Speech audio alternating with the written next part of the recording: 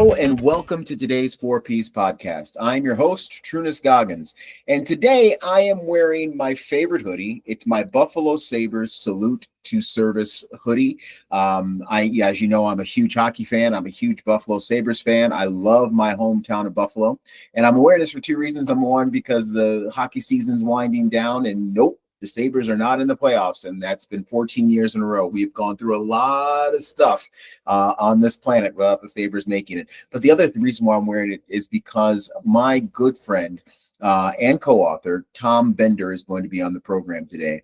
And when we talk on the phone, it's funny, and I think this is probably all Buffalo people, especially expatriates who no longer live in the city. What we do is we talk business for like 2 seconds, and then the rest of the time that we're talking, we are talking about Buffalo sports. We're talking about the Bills, we're talking about the Sabres, we're talking about, and then we kind of venture into food, we kind of venture into things that go on in the city itself and all that other good stuff. But yes, Tom Bender is a great individual. Also, I'm wearing this Salute to Service hoodie because he is really big in the Western New York community. He works with a lot of grief counselors. He works with several veterans groups and things like that. And, he's a friend of the veteran. He is absolutely a friend of veterans.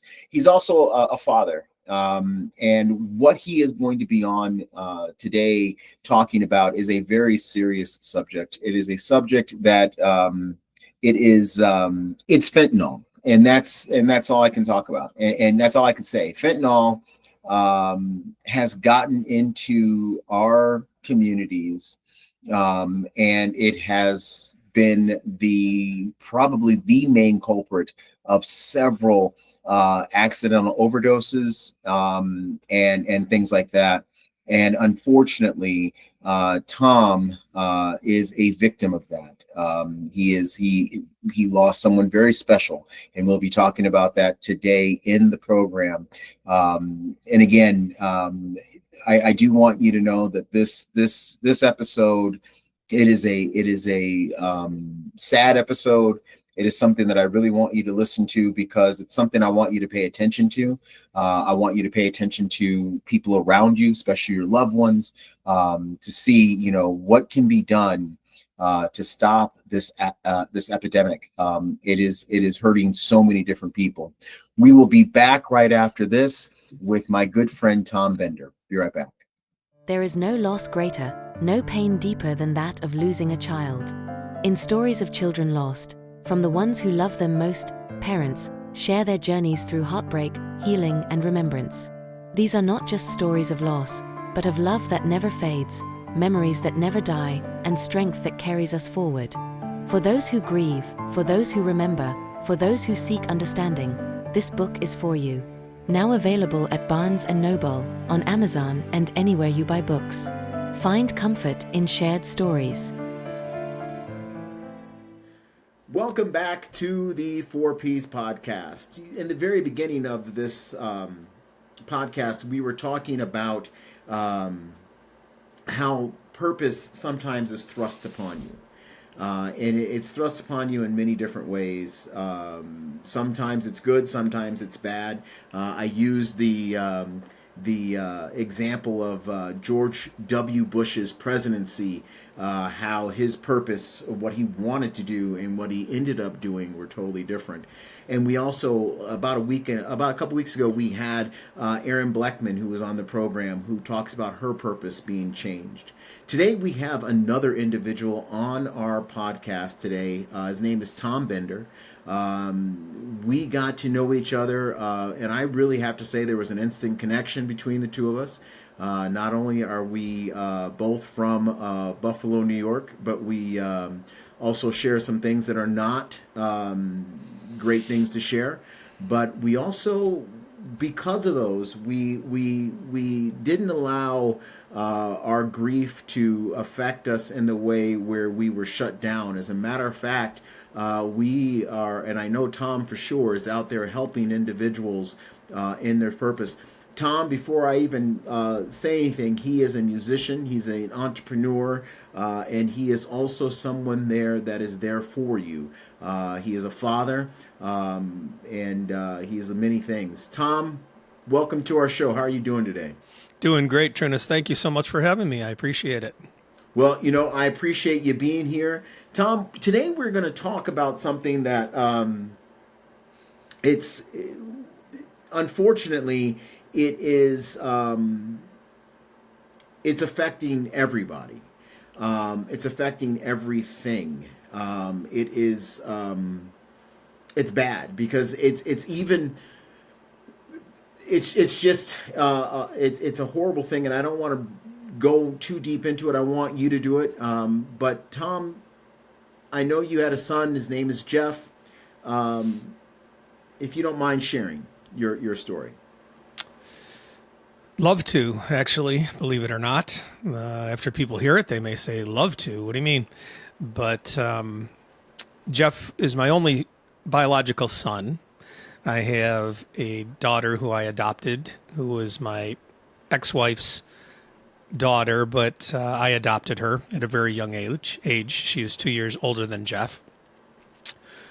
But Jeff, fun little kid. He was a big kid always. Kind of. It was funny because when he was born, we called him the teeny tiny little guy. He was really small initially when he was born, but he blossomed very quick. And by the time when he passed, I think he was 6'1" and 270 maybe, somewhere in there. So pretty big kid. Yeah. So, but anyways, he had a heart of gold, an incredible heart of gold, just a teddy bear, and, but anyways, so what happened was, raised Jeff through, of course, his young life and everything. And then, my ex-wife and we divorced back in 2008. So Jeff was born in 95. And so, it was through the teen years that kind of some of that stuff was happening. So it was tough on the kids, but we tried to keep things together as best we could. But as things happen in the younger life, and we lived in a couple more rural areas kind of around the area, well, not too much, but I mean Lockport, New York, a little off the beaten path. And then, so they went to school there, and both of them got involved in drugs at that time. So I knew that, and my ex was telling me because they resided with her. I would have them on a regular basis, but they resided with her, and I knew about all this stuff. Very tough when you're separated like that to really parent the way that you would like to, especially when you're on two different ends of the spectrum as far as the way the parents go. I was a different type of parent than my ex was, obviously. So it's very tough when you don't have them in your possession, so to say. They weren't living with me all the time. It's hard to be the bad guy, really, because you don't want them, moving away from you and not being part of you. And as you get to, and when teenagers, how they get to be, they separate anyways from you, they start doing their own thing and everything. So anyways, that all went on during the teen years, and what happened was my ex-wife's finally, she moved back out to where she was from, and that was about 50 miles south of Buffalo, and it's a very rural area out there. And at that time, Jeff went with her, and that's probably the early 20s for him, his age-wise. So I was still around this area, and we were still in touch. But then Jeff got a little bit further into things, and we were actually estranged for about 5 years, where I paid Jeff's cell phone all of his life. And so I still had access to that, of course. And I was texting him all the time, trying to, keep in contact with him. Very heartbreaking for a parent to go through this every day. You think about it. And so many people would tell me, don't worry, Tom, you've put the foundation in him. He'll come back, all that, and I didn't believe it. I didn't believe that because I said, well, whatever my ex might have told him and this, and you think that that's going to hold for them. And so that's the way you think about it. And so about 5 years of nothingness from Jeff, not one text, nothing. My ex would text me at times and say, I'm afraid I'm going to hear that Jeff is dead, because she knew what he was into. And by that time, I certainly did. And basically, he was almost homeless sometimes, just living from friend's house to friend's house, from what I understand and what he finally told me later. He ended up living with my ex's sister out there, too. Okay. And the time kind of came to an end for him to be at that place. And so he had reached the limits, I guess, of where he could go. And they finally persuaded him, get a hold of your dad. That's what they said to him. So he did. And so what happened then is we live in Niagara Falls, New York now. And that's, like I said, 50, 60 miles from where he was. But he came to us, and now Judy, my girlfriend, fiance, who I've been with for 15 years now, we live together here. And so he was going to come to us and talk to us. And we pretty much knew what he was coming here for. He was going to ask us if he could come stay with us. And so we talked about that beforehand, and that's something as, you're moving along in your life and things are moving forward, and all of a sudden you're like, do I want to introduce this into my life? No matter how much you love your son and all these things, you're talking about a pretty monumental thing when the drug situation is heavy. And so you're bringing an addict into your house. And it's a very difficult and hard decision. So I had no idea what Jeff could say, and neither one of us did, Judy or I, when Jeff came here, what he could say to make us comfortable with all of that. Honestly, he sat down on the couch and he did it. I'm not sure how. I don't know. There wasn't one particular thing. It was more his honesty, his humility, his desire to get better. All of those things were present, and it was clear. And so what I said to him when we finally decided that, yes, we will allow him to do this, is I said, Jeff, let's forget about everything that's gone on and we start forward from here. I didn't want to put any pressure on him, about not contacting me. And he eventually did tell me, he said, Dad, it was nothing with you. It was just me. I was embarrassed about what I was doing and all of that. So Jeff came to live with us, and he lived with us for 2.5 years, doing very well, getting his feet on the ground. We didn't charge him for anything. We wanted him to get up and running and everything because he's starting from zero. And I said, I know it's a long road. Just take the next step, Jeff. He got a very good job. He worked at a construction company, high-end construction company here, Ivy League Construction, and incredible. He was a good worker, real good worker, and he would show me the jobs they were doing, and they were high-end construction jobs, and it was just tremendous. They made him basically a foreman without officially doing that, and trusted things to him. I co-signed for a vehicle for him. He got enough money up and bought a nice Jeep Cherokee and everything, and was doing great. And he would tell us at times, because Judy and I and him became three peas in a pod. Jeff was 27 when he passed. And what happened was, he was a homebody pretty much, but, we'd have a few drinks when he got home, and we'd sit there and talk on the couch pretty much every night. And so other times when he'd go out with us. And that's pretty much all he did. But he did eventually start making connections with some of the guys at work, and once in a while he'd stay out a little bit, but nothing major. We weren't really concerned about things. About a month before he passed, he told me that he did some drugs, and he actually had a seizure here, and he did have a past of having a brain tumor, a benign brain tumor removed. So seizures were always a possibility.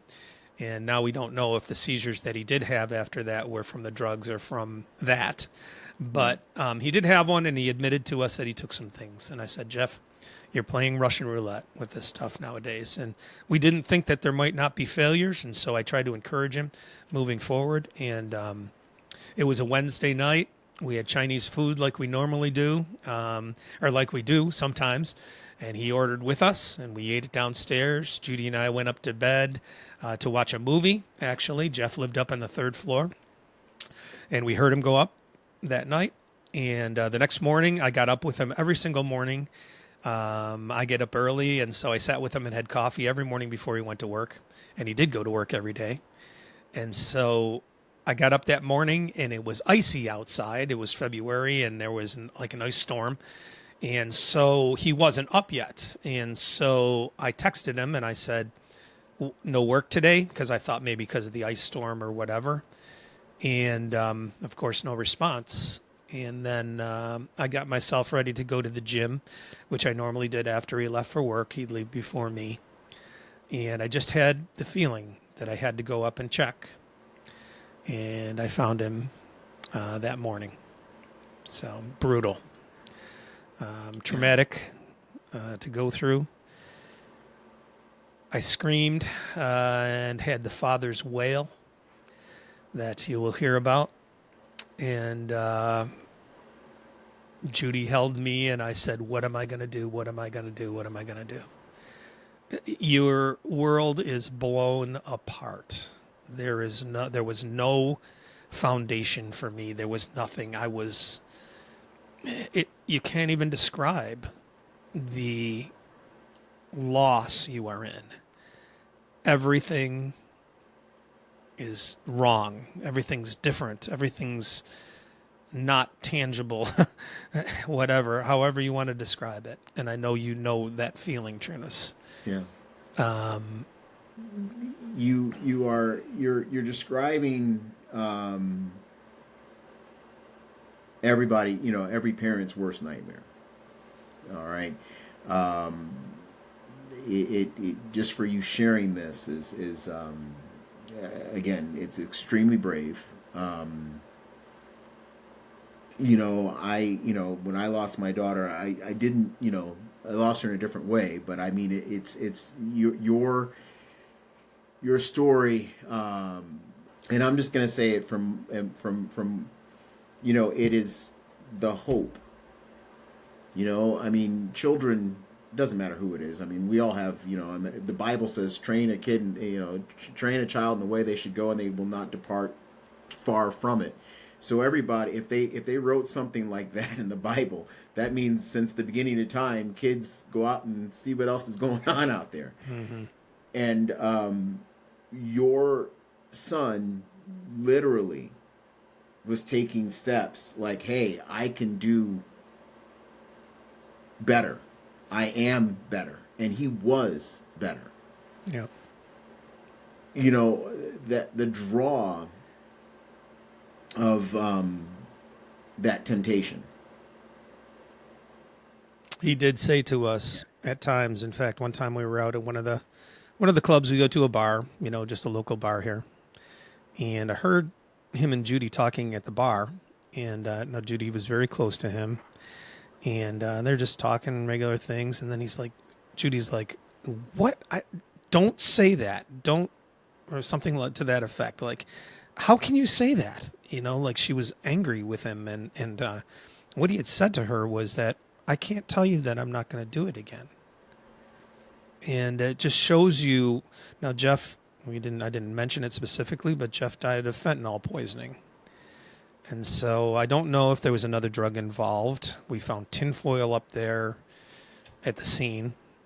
And the coroner did tell me that it was fentanyl poisoning. I have not yet ordered the autopsy report. I think I may, just for the fact of knowing what he may have taken, just because I have talked to so many others who can relate in some way and maybe get the message across to those out there how dangerous this is.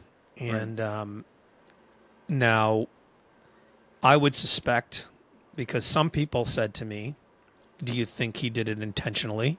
And I'm like, absolutely not. He would never want me to find him like that. So that's not even a possibility. These drugs these days, I did drugs when I was younger. I did a lot of different drugs. And so I wasn't a drug addict, but you experiment and you do things. And I did a lot of pretty heavy things. And Jeff and I would talk about this. He was very open about everything. And I said, Jeff, what kind of things were you doing and stuff? And he said, Dad, think the worst and then think worse.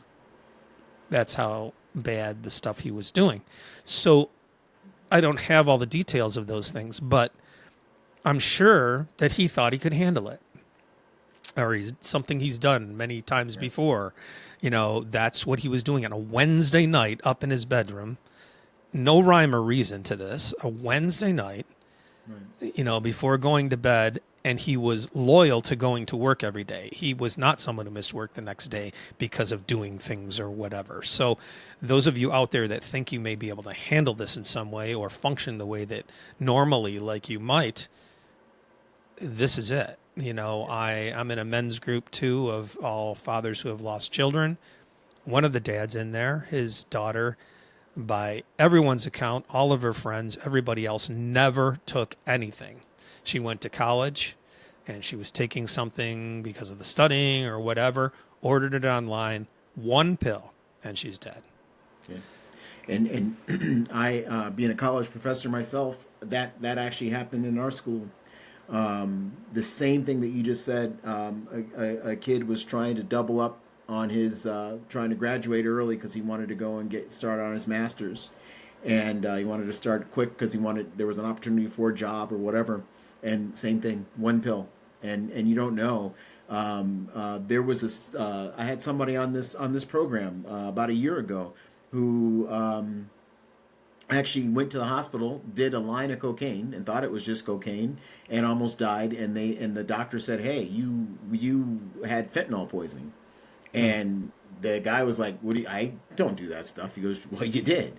And it's just it's out there. It's just out there, and it's almost like, I don't know. I mean, there are they talk about it in so many different ways. It is literally the killing of a generation. Yes. And it's disgusting, and for you to talk about it and to share your story and to share, these things are great. One thing I want to ask you, and I know that there are people in the audience that are probably thinking, there are parents out there. In retrospect, okay, what can parents look for? What can loved ones look for to try to... I know that you did a great job as a father, and you really tried to get your son back on his feet, and he was on his feet. But what are some things I'm not saying to stop it, because, it's, he's 27. He had free will, he had free choice. But what are some things to recognize? What are some things to look for? What are some things that we can do to reduce the instance of something like that happening? Well, I think some of the things are definitely commonplace that you'll hear. A change in habits, a change in, their schooling, if it's that young or whatever the case is, isolation, and it's so tough because I was a pastor when Jeff was younger, 15 years of a pastor. And you think that you're, when they're younger, you're more engaged with them and things. And as they get into high school, you might not be as close to them and everything. And I could sit here and I could beat myself to a bloody pulp on woulda, coulda, shouldas. I know I can do that. And I do sometimes, because I wonder if I would have been more forward or more engaged and everything, would it have made a difference? And of course you think those things. Staying as close to them as possible, being honest, letting them be honest with you, telling them that you understand that this is there and a possibility, that you realize where they're at in their social structures and things like that. I think that's very important, just trying to, and sometimes I sit there and say, sometimes there's nothing you can do, which is scary, very scary. Yeah. And everybody could, so many people could come back on you and say, oh, you should have been there closer. And you see these posts sometimes where it's like, where are the parents? All this kind of stuff. Yeah. Are you a parent? Do you understand this? Are you the parent of my child? And so you can defend it a lot that way, but then you also got to consider and look at those things. And it's a very complex and difficult thing for sure.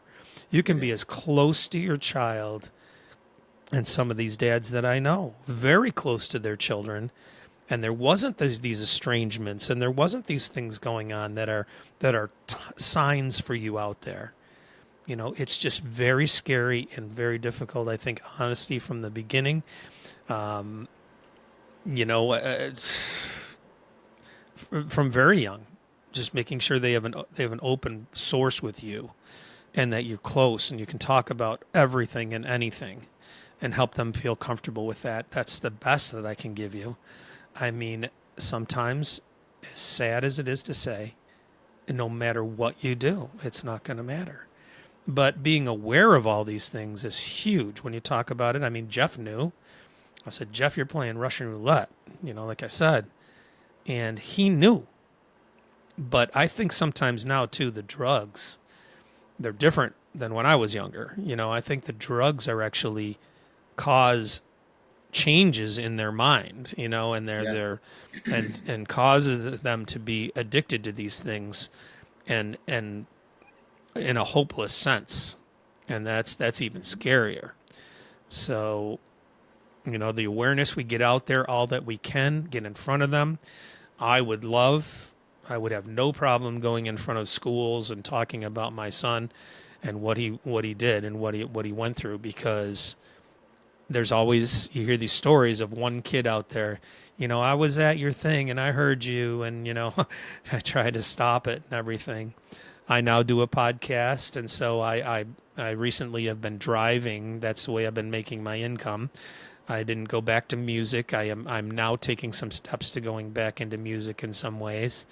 But so I was driving Uber and this kind of stuff just to make some money. So I got the idea to put a little placard back there about the podcast.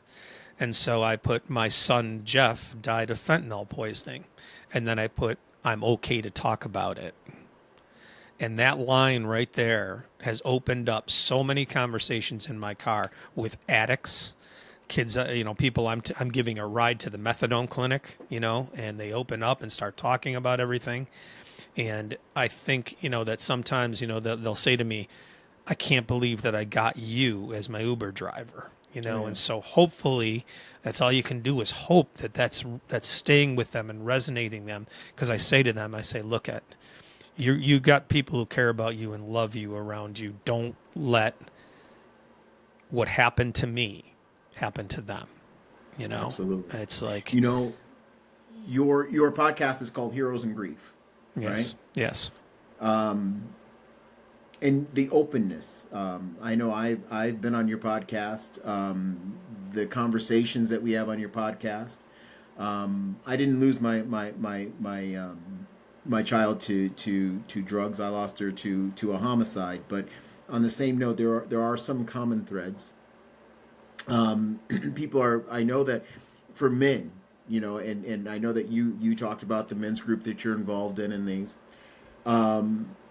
You are really going out there right now, and you are on a crusade to help others through grief. You are also, like what you just said about, people who get in your car who may be struggling with addiction or things like that.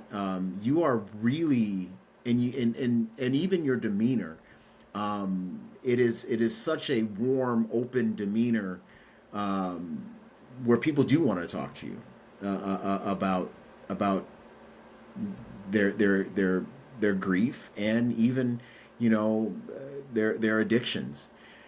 Even the way you're talking right now about your son, you open, even though your son did wrestle with some very, very strong demons, he was still able to talk to you about it.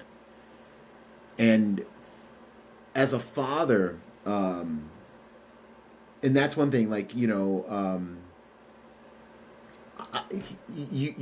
showing me, as a parent, to make sure that you leave your door open, and let them talk.